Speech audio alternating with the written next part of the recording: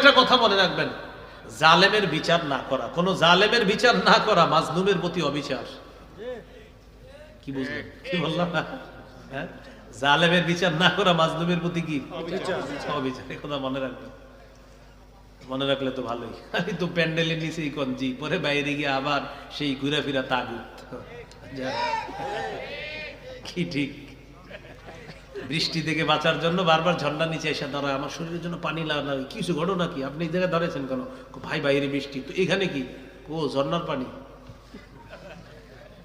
এক তাগুত ছেড়ে আরেক তাগুত ধরা, মানে বৃষ্টি থেকে বাঁচার জন্য বারবার ঝর্ণার নিচে।